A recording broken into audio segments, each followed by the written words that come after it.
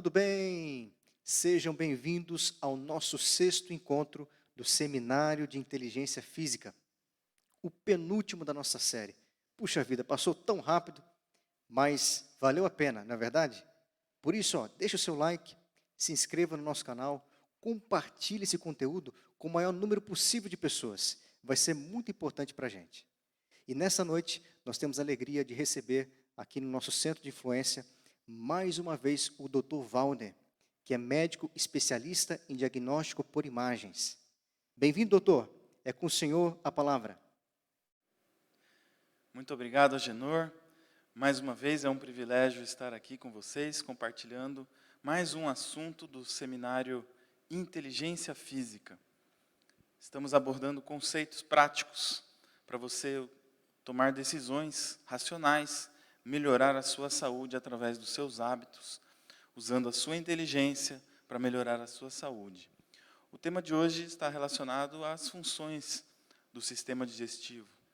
E por que é tão importante aprendermos como funciona? A partir do conhecimento de como funciona, podemos lidar e tratar o nosso organismo com maior cuidado, com maior respeito e evitar, assim, o sofrimento, as doenças. E eu me lembro, muito no início da minha faculdade, do curso, temos que aprofundar, né, o estudo da célula, o estudo da função, as funções do organismo, e eu não via muita relevância naquilo. O que eu queria mesmo era aprender como tratar uma pessoa doente, uma pessoa com dor. Porém, com o passar dos anos, entrei no internato, e eu vou contar algumas experiências que eu tive que fizeram mudar a minha perspectiva, a minha visão sobre a importância do conhecimento sobre o funcionamento do organismo, né? Então, logo no final da faculdade, temos um período ali de práticas, e é chamado de internato rotativo, né? No qual passamos alguns períodos em diferentes especialidades. E quando eu entrei na especialidade de clínica médica ou de medicina interna, que seria pacientes que estavam internados naquele hospital, era um grande hospital lá no norte do Brasil, um dos meus coordenadores falou assim: Wagner, 90% dos pacientes que estão aqui internados, o problema deles tem a origem na mente. E aquilo, a primeira vez que eu ouvi esse conceito, na verdade já tinha ouvido em livros, né, daquela escritora americana Ellen White, ela fala exatamente isso. 9 em cada 10 pessoas sofrem por problemas mentais, né? E eu não concordei. Assim, logo de cara, aquilo para mim foi um choque. Eu falei, não é verdade. As pessoas têm muitos problemas do corpo mesmo, e é por isso que elas sofrem.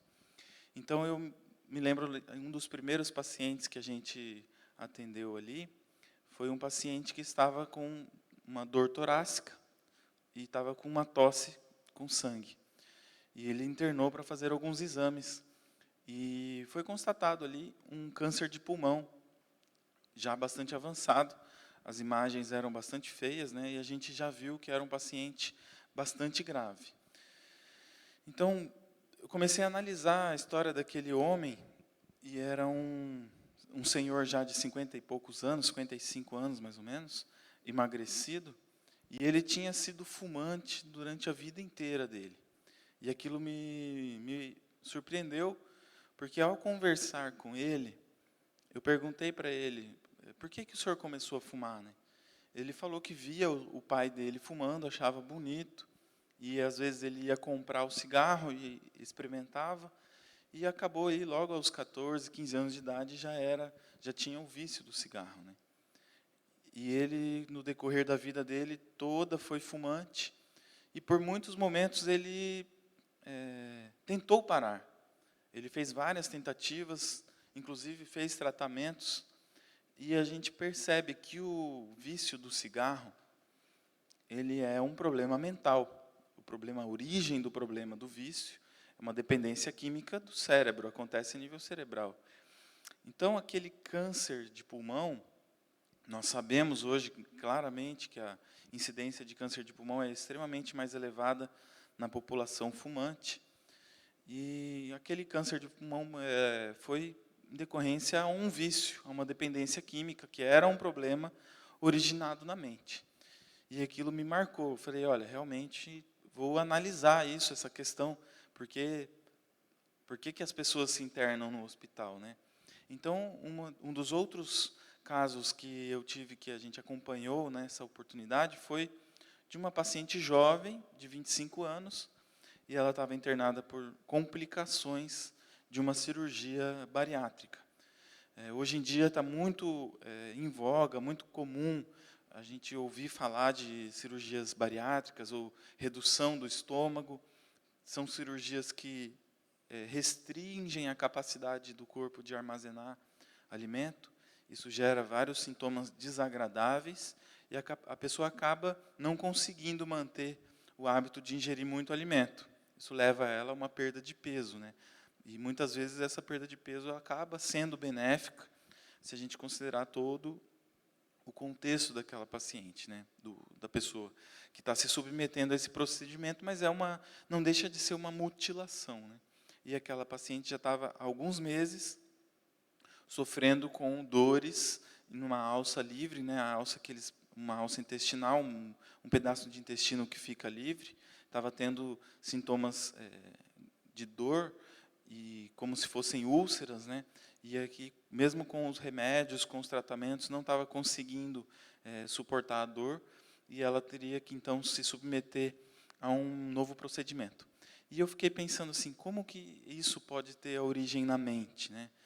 E analisando também a história dela, e como a história de muitos obesos, um conflito emocional, muitas vezes um problema de ansiedade, um transtorno de ansiedade que não é tratado corretamente, que não é abordado de uma forma com os profissionais adequados, com o nutricionista, enfim, com os médicos, com o psiquiatra, e a pessoa acaba indo desenvolvendo um problema de obesidade, mas a origem fundamental do problema tem a ver com o transtorno de ansiedade, problemas emocionais, traumas da infância, o acompanhamento psicológico é muito importante. Então, acaba que, naquele caso também, daquela paciente com uma cirurgia digestiva, a fonte, a origem principal do problema dela era um problema originado na mente. E aquela narrativa começou a fazer mais sentido para mim. Conforme ia passando os dias e eu ia atendendo mais pessoas na prática, eu comecei a analisar isso. Um outro caso também que me marcou muito foi um senhor de 40 anos internado com um quadro de pancreatite aguda, uma inflamação grave do pâncreas, porque ele era alcoólatra. E assim por diante. Nós víamos acidentes de trânsito graves, traumas politraumatizados, porque a pessoa estava alcoolizada, ia dirigir, o problema do alcoolismo relacionado a uma dependência química também.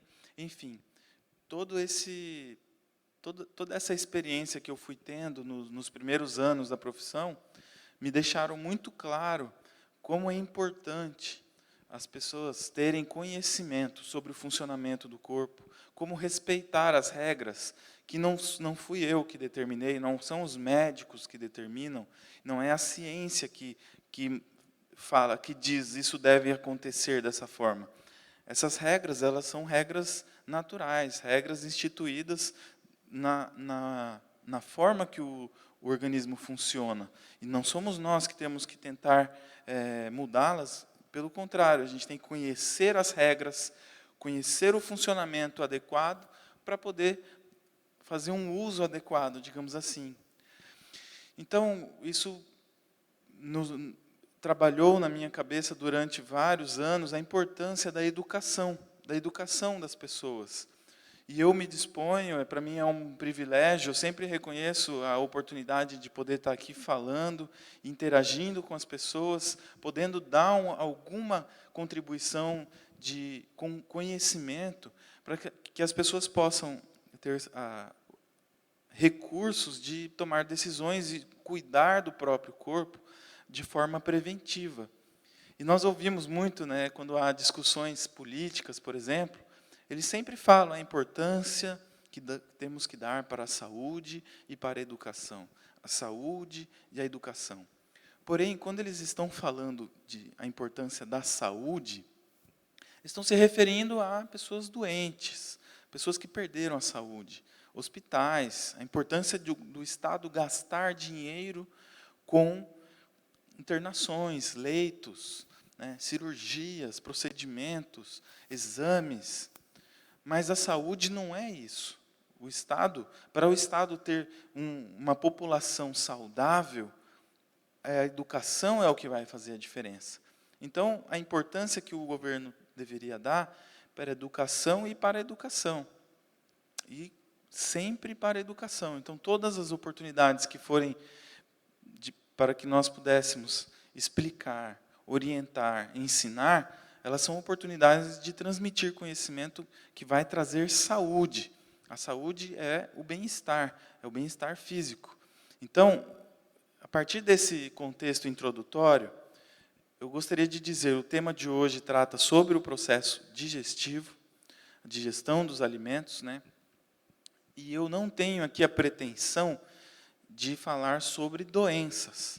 A gente vai mencionar um ou outro problema de saúde, porém, se você tem algum problema de saúde, ou se você sofre com algum dos sintomas que forem mencionados aqui, você deveria procurar um médico da sua confiança e fazer o diagnóstico adequado e essas especialidades, como, por exemplo, a gastroenterologia, elas são muito amplas, o conhecimento é muito amplo. Nós não temos aqui a intenção de abordar as doenças do trato digestivo. Nosso objetivo aqui é ensinar como funciona, para que possa ser usado de uma forma a prevenir doenças. É a educação para a saúde. Então, o primeiro aspecto que nós vamos tratar é sobre a importância da mastigação. Muito bem, todo o processo digestivo ele começa pela mastigação do alimento. Primeiro, esse alimento que já foi separado, escolhido, preparado, ele é colocado na boca e os dentes e a língua, né, eles se movem de forma coordenada para triturar, para amassar e despedaçar o alimento. E o conceito primeiro que eu gostaria de trazer é a importância desse esmiuçamento do alimento ainda na boca, na primeira fase. Por quê? Depois que esse alimento for engolido, ele não vai mais poder ser triturado. Todos os processos que vêm depois que a gente engole, depois da deglutição, são processos químicos. O único processo físico que nós temos na digestão é na boca. Então, é muito importante que a mastigação exerça essa tarefa de esmiuçar os alimentos. Por quê? Porque os alimentos que não forem triturados de forma adequada, que são engolidos inteiros, em pedaços grandes, eles vão permanecer inteiros no estômago e alguns deles vão começar a sofrer um processo de apodrecimento. E esse processo de fermentação e apodrecimento ele vai levar à produção maior de gases, arrotos, má digestão, sintomas de estufamento, azia, muitas vezes que poderiam ser evitados apenas simplesmente com a mastigação adequada. Uma outra função importante que nós temos durante a fase que o alimento está na boca, e a importância de uma mastigação adequada, é que essa mastigação ela vai dar o tempo necessário para que o organismo produza uma resposta, que é o hormônio leptina. O hormônio leptina ele é produzido nas células de gordura do corpo, e ele vai mandar um sinal para o cérebro dizendo o seguinte: olha, o alimento está chegando aqui no estômago e nós estamos ficando satisfeitos, já é suficiente, podemos parar de nos alimentar. Então, esse hormônio ele demora um pouco para começar a atingir concentrações e dar a saciedade. Então, uma pessoa que engole o alimento que come de forma rápida, ela não tem o tempo suficiente para que a leptina encontre a concentração adequada e se sinta saciada. Então, ao mastigar o alimento e ao comer o alimento com calma, nós estamos dando tempo ao organismo para que ele se sinta saciado. Isso evita que nós comamos de forma exagerada, que seja ingerida uma quantidade além daquela necessária. Veja bem, como a importância de algo tão simples e nós, às vezes, passamos despercebidos. Estamos, às vezes, pagando caro em exames diagnósticos, fazendo endoscopia, laparoscopia, exames de ultrassonografia, para lidar com um problema que, muitas vezes, poderia ser resolvido apenas com uma mastigação adequada do alimento. Perceba que o esforço que é necessário para uma mudança de hábito, ele não tem custo. O custo é zero, tanto para o indivíduo como para o Estado. Então, é muito importante as pessoas se conscientizarem desses hábitos saudáveis. Então, a mastigação do alimento é uma etapa fundamental do processo digestivo e deve ser feito. Por isso, nós orientamos as pessoas, independente se tem ou não tem sintomas, procure se alimentar com uma paz de espírito, num momento tranquilo, sem pressa. Um outro erro que se comete é comer assistindo televisão. Os estudos comprovam que a pessoa que se alimenta na frente da televisão, ela não mastiga o suficiente, ela come mais rápido do que ela deveria, ingere os alimentos com maior velocidade e acaba comendo também mais do que ela comeria se ela não estivesse assistindo televisão. Então, eu dou esse conselho a todos: evitem o hábito de todos os dias fazerem as refeições assistindo televisão. É um hábito ruim. O certo seria sentar tranquilamente, pensar no que está sendo feito e mastigar adequadamente os alimentos. Um segundo tema, um aspecto que eu gostaria de abordar, também muito comum, tem a ver com sintomas digestivos muito frequentes. Nós podemos falar, por exemplo, de o estufamento do estômago, a azia, aquela sensação de empachamento, a pessoa termina de comer e fica se sentindo mal, às vezes até passa mal mesmo, chega a suar frio, tem sensações bastante desagradáveis. E uma das principais causas desse sintoma, praticamente universal, é o refluxo gastrointestinal, gastroesofágico. O que seria o refluxo? O que é refluxo? O termo refluxo é um fluxo de alguma coisa para o sentido contrário do qual ele deveria. Então, nós estamos falando aqui do refluxo do estômago para o esôfago, que é o canal que leva o alimento até o estômago. Então, o ácido produzido ali no estômago, ele tem a função de digerir alimentos.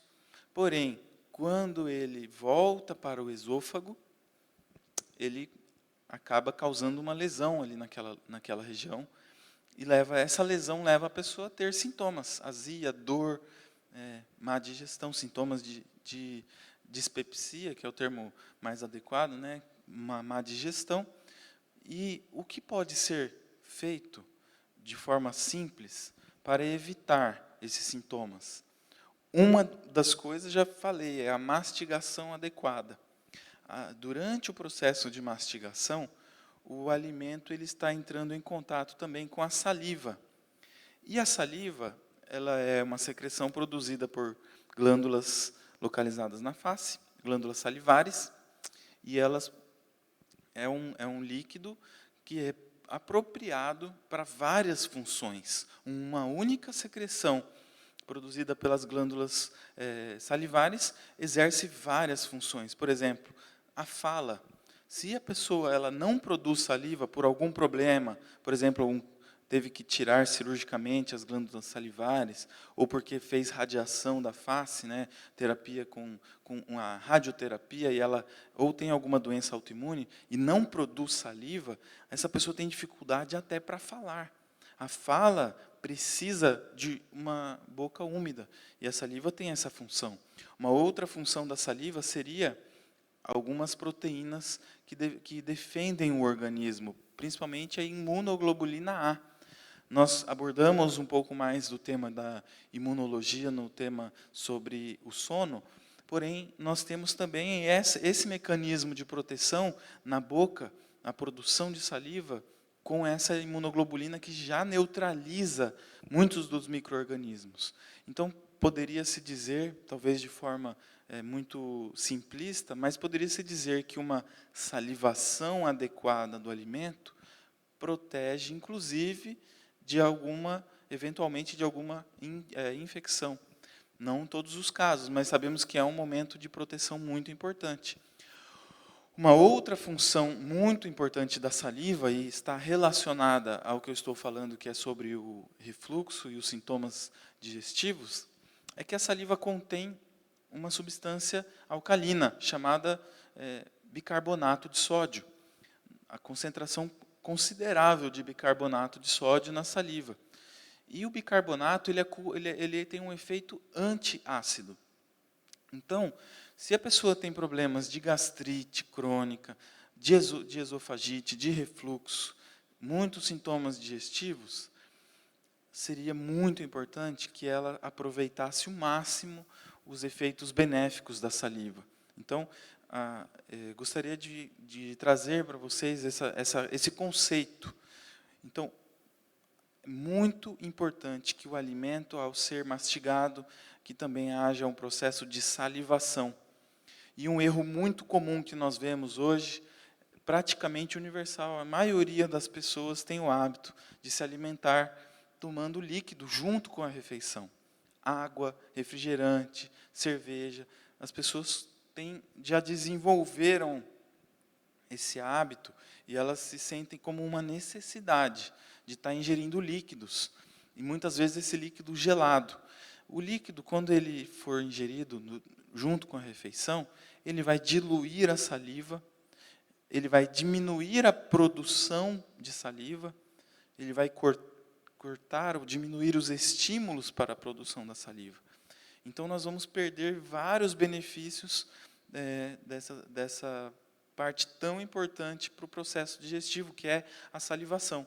Então, fica mais um conselho prático, é muito melhor, durante a alimentação, durante o período da refeição, não haver também ingestão de líquidos.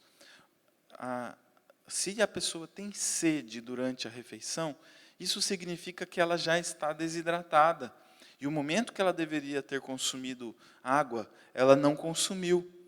Muitas pessoas têm o hábito, por exemplo, logo cedo tomar um café, e o café tira a sede. A pessoa às vezes passa a manhã inteira sem tomar um copo de água. Agora imagine, a pessoa já passou a noite inteira dormindo, sem ingerir água, perdendo água do corpo pela pele, pela transpiração, pela respiração, pela fala, pela urina, e já acorda desidratada, toma um pequeno café e vai até o meio-dia sem consumir água. Quando ela sentar para comer o almoço, vai ser praticamente impossível ela conseguir comer sem tomar um líquido. Então, esse segundo conselho que eu dou, de não consumir o líquido junto com a refeição, ele tem que vir associado ao conselho base, que é de ingerir água pura no intervalo. Então, a primeira coisa a se fazer pela manhã é beber um bom copo de água pura, e deveria ser um hábito de todos. E também durante a manhã, no intervalo entre o de jejum e o almoço, deveria ser consumido aí entre meio litro a 1 litro de água. Nesse caso, quando a pessoa senta para comer o almoço, ela não vai ter sede, e ela vai conseguir. Claro que isso também é um hábito, exige um período de adaptação para quem não está acostumado, porque a pessoa vai sentir falta. Se ela tem o hábito de consumir líquido, mesmo que ela tenha bebido bastante água, ela já está acostumada a não salivar o alimento. Então, é muito importante. Parece algo muito simples, mas são nesses detalhes simples que, no longo prazo, vão se desenvolvendo as doenças, os sintomas e vários outros problemas. Ainda falando sobre a importância da saliva em relação aos sintomas gastrointestinais, quando a pessoa se alimenta sem o líquido, a saliva vai formar, junto com o alimento que foi mastigado, ela já vai formar uma massa, um bolo, e ao chegar no estômago, esse bolo ele vai se misturar com o ácido gástrico, e o processo digestivo ele fica muito mais otimizado. Enquanto que quando você come e ingere um líquido junto com o alimento, há uma diluição de todos esses elementos da digestão, o que paralisa a digestão, torna a digestão um processo lento. E esses alimentos que estão paralisados ali no estômago, eles também vão estar sofrendo processos ali de putrefação, o que leva a muitos sintomas desagradáveis, estufamentos e etc. Então, relembrando, fora do horário da refeição, é muito importante tomar água pura. E caso você já tenha o hábito de não tomar água, faça esse propósito. A água ela é fundamental para todas as funções do organismo, principalmente também a função digestiva. Todos os processos acontecem em meio líquido. E nós precisamos da água para produzir a saliva, para produzir o ácido gástrico. O fígado produz também elementos que a bile é uma secreção que é produzida pelo fígado e ela fica acumulada na vesícula biliar. No momento da refeição, a vesícula biliar se contrai e a bile é injetada, digamos assim, no duodeno, que é no início do intestino. Então, quando a pessoa tem uma desidratação crônica, vamos colocar dessa forma, uma pessoa que não bebe água, ela quando vai ingerir algum líquido, uma Coca-Cola ou um café, e ela não hidrata adequadamente o corpo, essas secreções elas vão se tornando mais espessas. E ainda não há um consenso em relação a isso, mas pelo raciocínio lógico, a formação de pedras na vesícula, ela pode sim ter como um dos fatores essa vesícula que às vezes por não funcionar muito bem, mas também por conter ali uma secreção muito concentrada, com uma baixa concentração de água. Então, poderia ser ainda algo a ser investigado, mas é possível que pode-se evitar pedras na vesícula com uma hidratação adequada.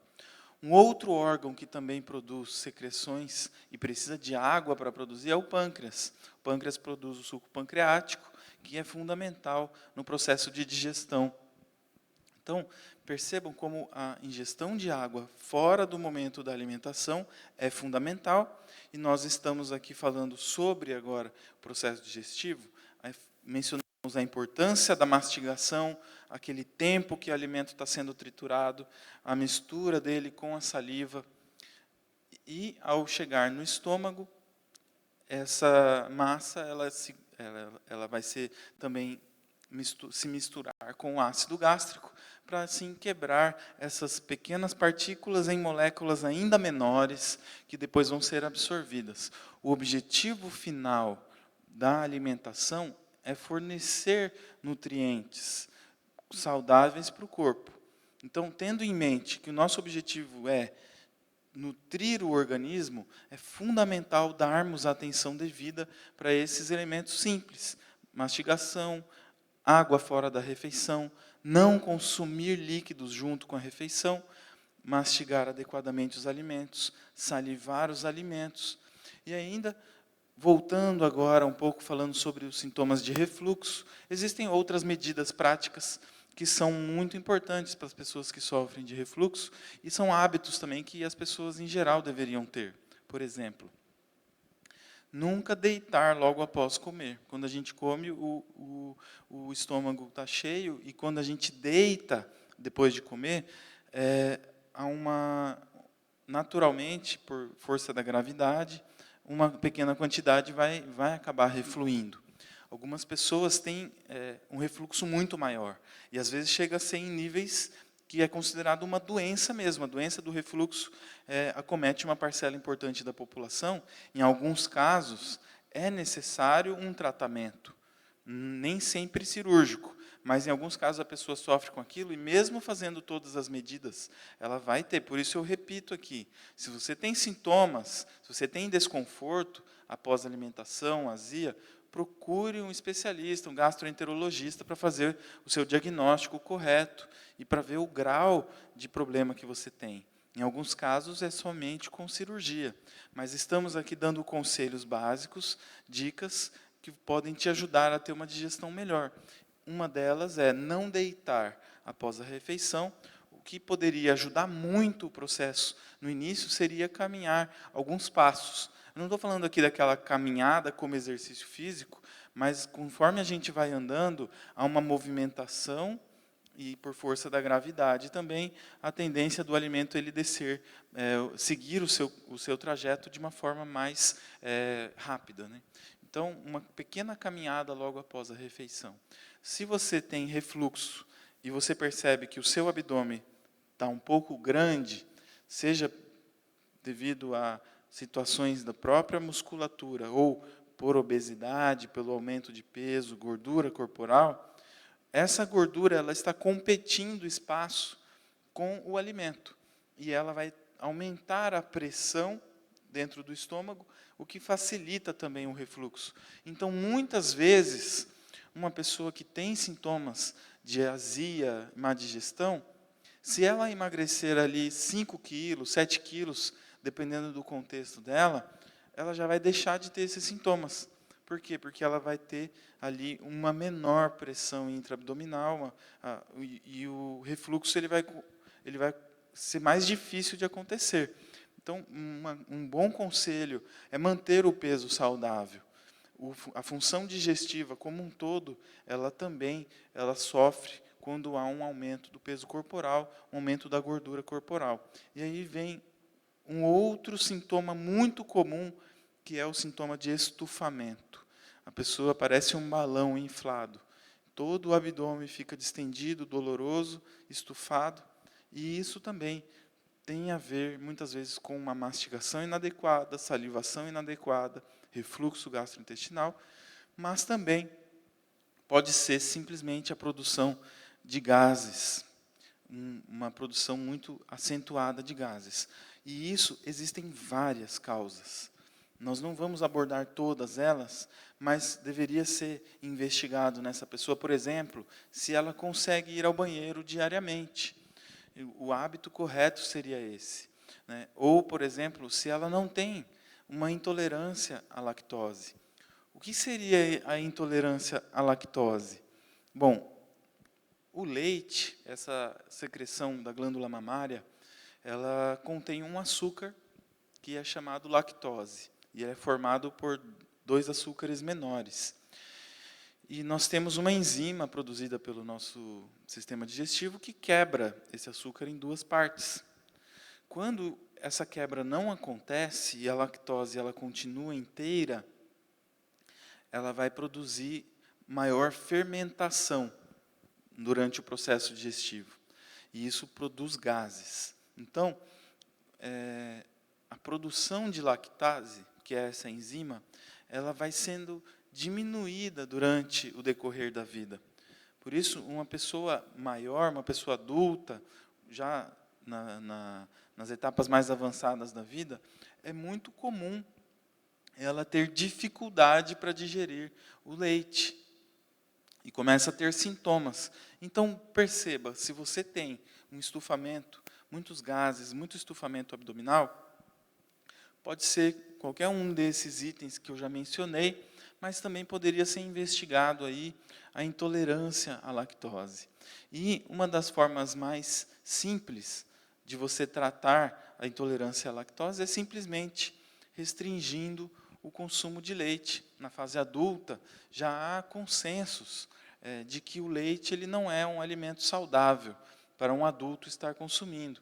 Existia antigamente o conceito sobre a questão da absorção de cálcio, porém isso já se demonstrou amplamente que o cálcio do corpo ele depende muito mais de outras fontes alimentares do que do leite ou do queijo.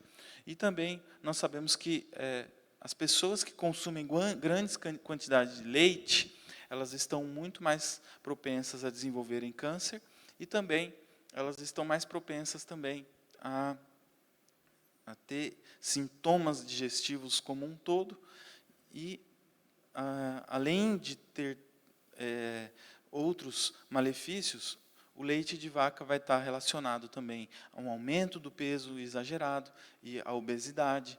Então, percebam como seria muito mais saudável simplesmente não consumir aquilo que está te fazendo mal, do que você tentar buscar. Mas existem também alternativas, como hoje o mercado está cheio de produtos livres de lactose, e uma sugestão que eu dou: se você não gostaria de se abster do leite de vaca e dos produtos lácteos, procure, se você tem sintomas digestivos, procure trocar pelos produtos sem lactose. Isso pode já melhorar muito os seus sintomas.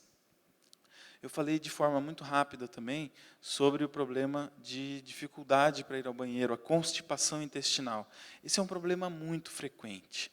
E eu, no meu dia a dia, como médico radiologista, e trabalho também principalmente na área de ultrassonografia, todos os dias eu lido com pacientes com sintomas digestivos e examinamos ali o abdômen. E é muito comum a pessoa relatar gases, desconforto e dificuldade para ir ao banheiro. Perceba que esse sintoma, muita gente pensa que é algo normal.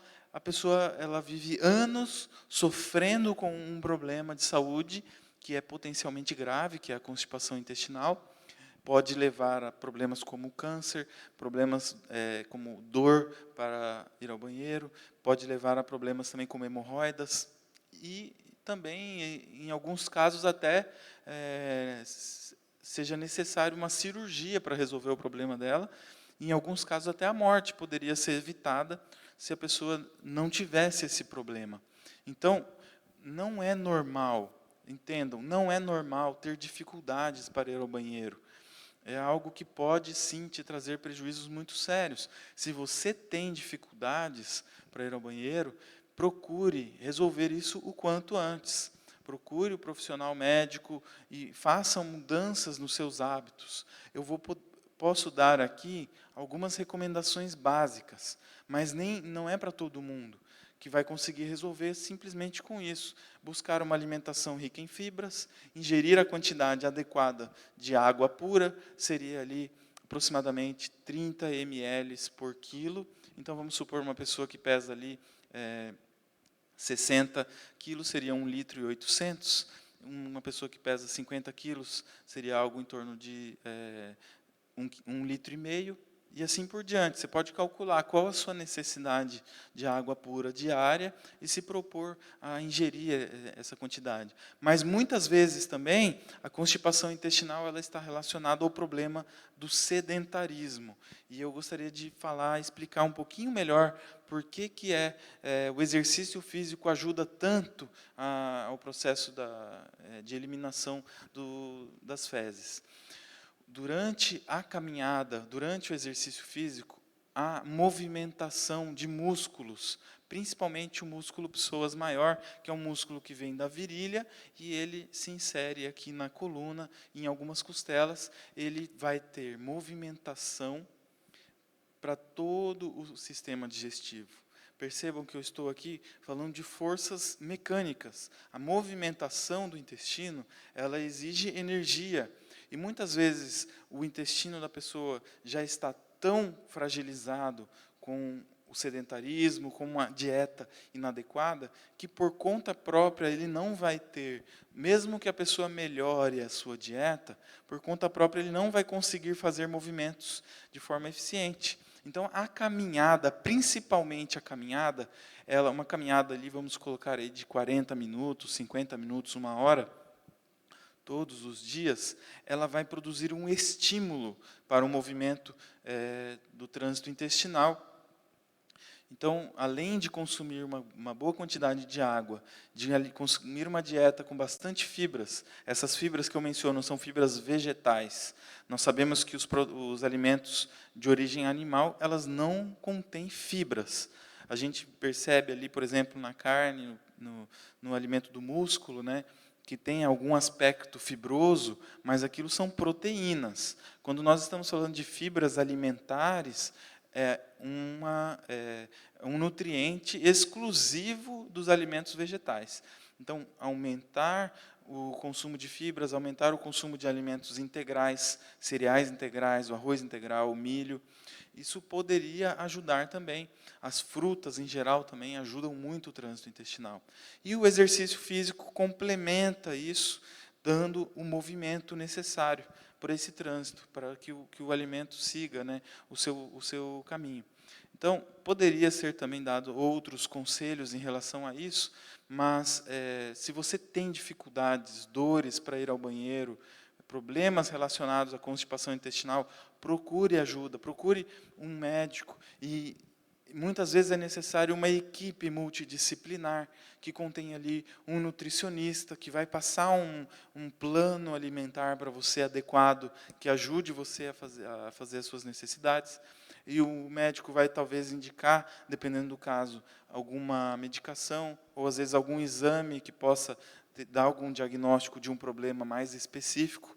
E também a gente tem a fisioterapia do assoalho pélvico, lida muito bem com a parte da proctologia, estimulando e ensinando o paciente a lidar, e muitas vezes tratando sintomas de dor, enfim, uma equipe para ajudar, e parece algo simples, algo banal, mas é algo muito importante, que a pessoa tenha essa tranquilidade de eliminar as fezes.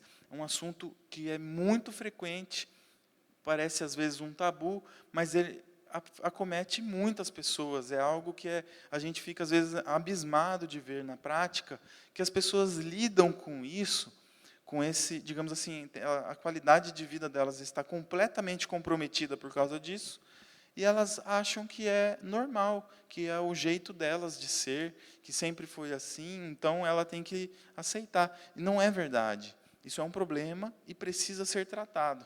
É uma doença, precisa ser tratada de forma adequada. Nós esperamos que com essas dicas, que eu vou tratar como um resumo agora, como deveríamos tratar o nosso trato digestivo? De forma bem sucinta. Primeiro, escolhendo bons alimentos, alimentos de origem vegetal, alimentos integrais. Um segundo aspecto é comer nos horários regulares. Muita gente fala de comer de 3 em 3 horas, ou de 4 em 4 horas, ou 5, 6 vezes ao dia. Nós, conhecendo o avanço da ciência da nutrição nesses últimos anos, sabemos que está contraindicado isso para uma pessoa saudável. A pessoa saudável deveria comer 2 ou 3 refeições por dia, dando também um intervalo entre essas refeições para consumir a água. E vem essa terceira recomendação: consuma 30 mililitros de água por quilo de peso. 1,5 litro, 2 litros de água pura por dia. Quando? Fora do horário da refeição. Poderia ser até no máximo 30 minutos antes, e a gente pode falar algo em torno de 1h30, 2 horas após a refeição, vai ter o momento do dia adequado para você consumir água pura. Uma outra dica: mastigue bem os seus alimentos. Sente-se para comer com tranquilidade. Coma pensando no que você está fazendo, refletindo que você está escolhendo nutrientes que vão dar combustível para o seu corpo e trazer saúde. Se você come pensando em outras coisas, em problemas ou assistindo televisão, aqueles nutrientes eles entram sem um planejamento, e eles vão fazer o mal que a gente percebe aí, o mal que tantas pessoas têm. Se você tiver condições de consultar o seu médico devido a um problema digestivo, recomendamos a consulta ao gastroenterologista. Caso contrário, os postos de saúde estão também equipados com equipe de saúde multidisciplinar, mas não deixe de procurar ajuda caso você tenha algum desses sintomas. Na próxima semana vamos estar reunidos aqui também, os profissionais que fizeram parte desse seminário, um seminário que fala sobre inteligência física. Vamos estar aqui disponíveis para responder perguntas, para afinar esses últimos toques de tudo que foi falado aqui, sobre todas as dicas, orientações práticas que foram dadas. E você é o nosso convidado para participar. Se você já tiver alguma dúvida, se surgiu alguma inquietação durante essa apresentação, na semana que vem, nós estaremos reunidos aqui disponíveis para responder ao vivo as suas perguntas. Agradeço mais uma vez a participação e é um prazer, sempre que precisarem, estou à disposição. Que Deus abençoe. Muito obrigado, Dr. Wallner, pela excelente palestra. Realmente, a disciplina e a saúde andam juntas, principalmente quando o assunto é a função digestiva. Afinal de contas, o próprio Hipócrates já afirmava, muitos anos atrás, que toda doença se inicia no estômago. Então, todo cuidado com esse assunto é sempre bem-vindo. No entanto, nessa noite, eu quero deixar um cuidado ainda maior para cada um de vocês. E esse cuidado está na Bíblia, no livro de Provérbios, capítulo 3, versos 7 e 8. Diz assim: não seja sábio aos teus próprios olhos, teme ao Senhor e aparta-te do mal.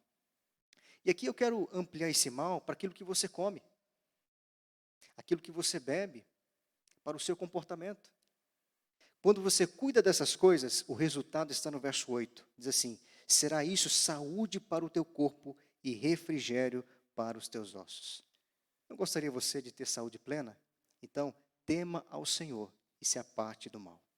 Se esse é o seu desejo, eu convido você a orar comigo nesse momento. Querido Deus, onipotente Pai, o nosso desejo nessa noite é temermos ao Senhor e nos apartarmos do mal. Que o Senhor possa abençoar cada pessoa, cada família aqui representada, nos dê uma semana feliz. É a nossa prece, em nome de Jesus. Amém. Muito bem. Se você tem o desejo de conhecer mais profundamente os assuntos abordados aqui nessa noite, entre agora mesmo em contato com o nosso time do Centro de Influência Bem pelo Bem de Joinville. Ou acesse o link aqui na descrição do vídeo. Será um prazer lhe atender. É importante salientar que, além dessas temáticas, nós temos vários outros cursos gratuitos. Você vai se surpreender. Portanto, muito obrigado pela sua audiência. E a gente vai ficando por aqui.